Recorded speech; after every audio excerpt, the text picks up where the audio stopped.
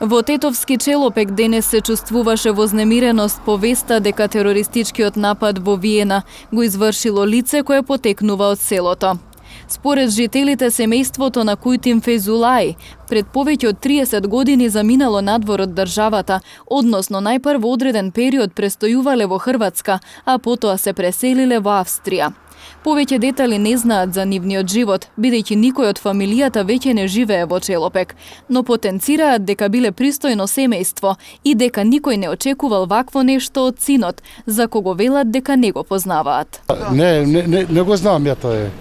Тој е роđен во Австрија, не го знам. И наше фамилијано многу е добро. Го знам, татко го знам, тие старите. Многу...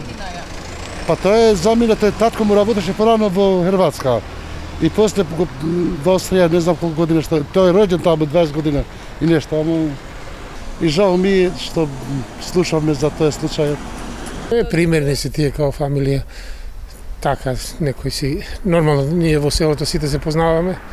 Челопечани го осудуваат настанот и велат дека тоа што нивното село се споменува во негативен контекст ќе има реперкусии врз нивните сонародници кои во голем број работат во Австрија. Наши луѓе имаме куп што работат таму, што се напривена работа. Нормално тоа ќе има рефлексија. Рефлексија има за цела држава кога ќе се спомне Северна Македонија, не Челопек или Тетово или оно. Ама тоа е поединачен случај, а за други случаи немам информација, ама и као поединачен па е тежок.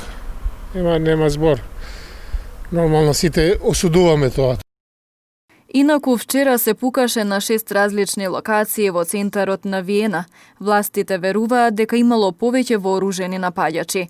Нападот започнал во близина на градската синагога, иако таа била затворена во моментот.